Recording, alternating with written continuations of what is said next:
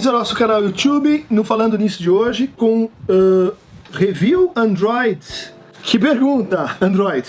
Gostaria imensamente de saber qual a visão que a psicanálise tem de sujeito. A maioria dos professores que afirmam se nortear pela abordagem psicanalítica na universidade na qual estudo, relatam-nos um homem cruel, destituído de boas intenções, mero animal civilizado, pelo medo da consequência de seus atos desmedidos. São docentes que não podem ver uma manchete violenta no jornal, que logo tornam o estudo de caso e concluem que essa é a natureza humana. Enfim, queria que o senhor pudesse elucidar essa questão que envolve a natureza que nos constitui. Eu vou agrupar essa pergunta com a de Vivian Jung. Olá, professor, o que Freud pensava sobre a guerra? Eu li o livro Psicanálise dos Tempos Neuróticos, mas mesmo assim me restam dúvidas. Muito obrigado.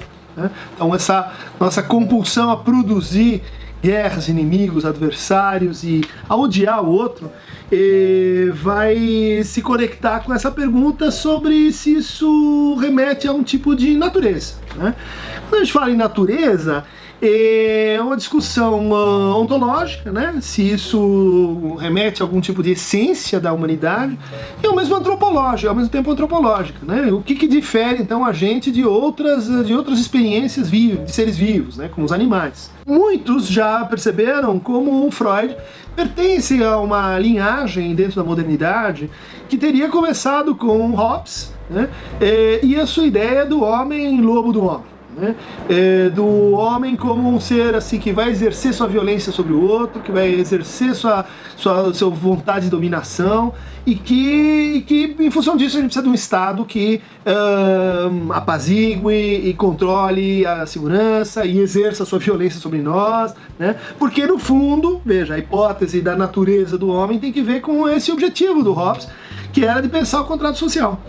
Aquele que é considerado seu grande opositor, o Rousseau, né, que pensava, vamos dizer assim, o homem é bom, a natureza, a civilização o corrompe, no fundo vai estar dialogando, tem séculos de diferença aí, mas você está dialogando com Hobbes com uma outra premissa e com uma outra antropologia. Por isso o Rousseau é considerado um dos pais, né, fundadores da antropologia. Agora, perguntar para a psicanálise, então, se o Freud está pertencendo a essa corrente, que vem do Hobbes, passa pelo Nietzsche, passa pelo Schopenhauer, chega na modernidade sombria, Lautréamont, Bataille, aqueles que vão olhar para o homem como um ser, como você descreve aqui, cruel, destituído de boas intenções, um mero animal civilizado, um homem doente, como diz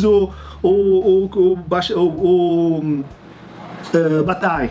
Essa hipótese, né, da maldade humana ou da bondade humana, ela é um pouco estranha à psicanálise, na medida que um dos seus passos fundamentais é suspender a ideia de que o sujeito tem uma essência, né?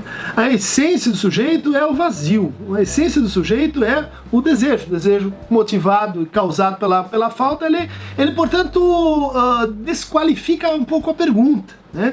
Dizer, como se a gente tivesse essa problemática, inclusive que nos dispõe a uma espécie de colonização do gozo do outro, dentro do processo de individualização da modernidade, né? Uma tentativa de controlar o que seria assim, a maldade no outro, e essa tentativa de controle da maldade é a própria maldade que a gente acaba exercendo sobre o outro em nome de um poder de fazer o quê? De fazer o bem. Então a ligação entre o bem e o mal, ela é um pouco mais ambígua e indeterminada do que a gente pode presumir quando opõe, assim, de um lado Hobbes, do outro lado Rousseau, em que campo do ringue a psicanálise fica. Fica no campo do juiz ou fica no campo daqueles discursos que vão argumentar que justamente a essência sem qualidades, né? A psicanálise estaria muito próxima desse romance do Musil, né? O homem sem qualidades. O homem que, por definição, por natureza, por disposição antropológica, por disposição hereditária, está caracterizado pela indeterminação, pela ausência de lugar predefinido, pela ausência de ponto de retorno, pela indefinição, né, ou constituição do seu desejo na relação com os outros. Mudando um pouco a chave, indo para o próximo capítulo, isso não vai eximir que Freud e a psicanálise olhem para o homem com um agudo realismo. né? Isso que você está descrevendo aqui, né? A nossa orientação assim sádica, a nossa orientação masoquista, o nosso interesse, né? Que a gente recalca, que a gente não quer saber, né? O nosso interesse na crueldade, o nosso interesse na agressividade, o nosso interesse na expoliação do outro, não é inato, não pertence assim a uma espécie de natureza humana, mas é uma possibilidade que não deve ser negada. Como o processo civilizatório ele se especializou em recalcar duas tendências fundamentais, isso se fala pouco, né? Uma é a sexualidade. Então você pensa, não, a psicanálise pensa tudo em relação à sexualidade. Não é verdade, porque o Freud ao mesmo tempo dizia que há uma outra disposição intolerável pela civilização, na verdade manipulável pela civilização, que é a hostilidade, né? Então a gente não gosta de enxergar aquela hostilidade, porque o recalque dessa hostilidade foi o que nos causou como sujeitos e aquilo que oferece uma imagem mais pacificadora de nós mesmos quanto seres humanos. Com as teses sobre a pulsão de morte e em Lacan, com as teses sobre o real e sobre o gozo, vai se criticando aquilo que seria assim o maior antídoto, né, para esses fenômenos que a gente diz assim, de crueldade, que a gente até exclui a pessoa da condição de humano e diz assim, ele é um animal. Isso é um desrespeito com o animal. Os animais não fazem esse tipo de crueldade, os animais não têm esse tipo de gozo, né, que é de sentir prazer usando o outro, massacrando o outro, humilhando o outro, rebaixando o outro. Isso é uma experiência de satisfação. Isso é uma experiência de prazer. A gente não quer saber disso, né?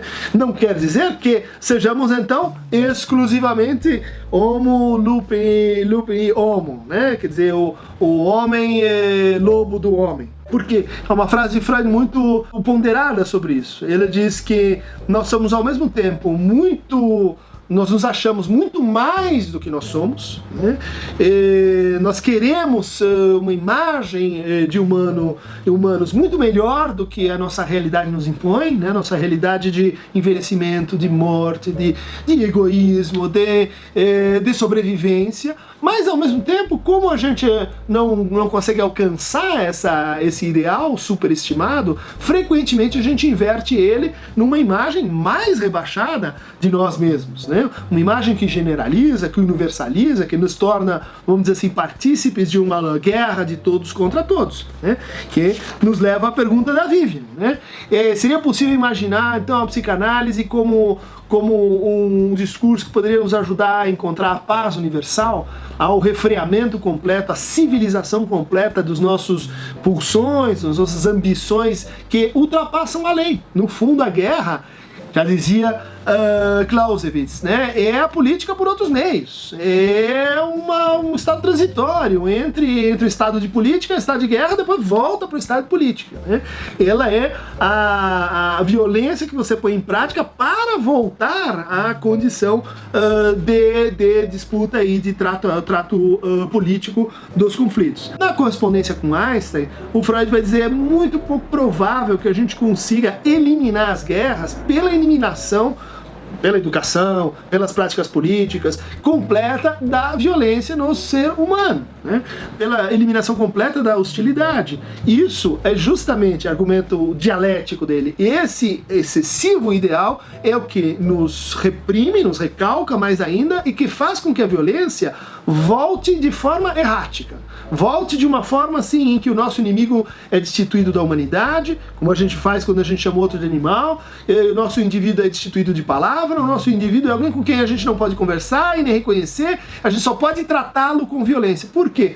Isso não é a mera florescência da violência, isso é um efeito do maltrato da nossa hostilidade. Da hostilidade que em geral a gente nutre em relação a nós mesmos, fonte e origem de todas as guerras por vir. Além desse trabalho que você citou, de 1915, considerações de guerra e morte, temas da atualidade, que o Freud escreve no Entre Guerras, e eu citaria dois trabalhos que ajudam a pensar essa discussão sobre como assim fugir do pior às vezes nos leva ao pior ainda, né?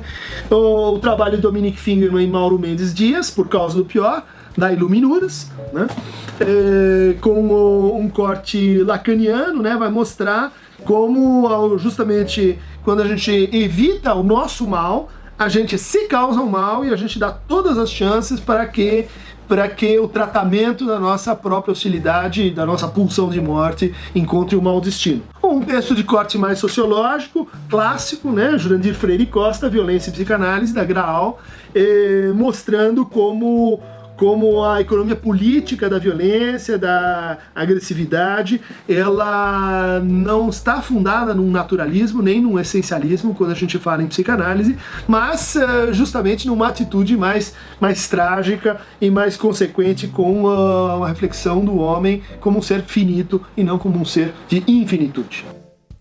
Paz e amor, e para continuar falando nisso, clique aqui embaixo no Aqueronta Movebo. Aliás, outra dessas figuras assim não muito elevadas que o Freud traz para a humanidade, né? Se não podemos dominar os céus, vamos nos dirigir ao inferno. Trágico. Sorry, but true.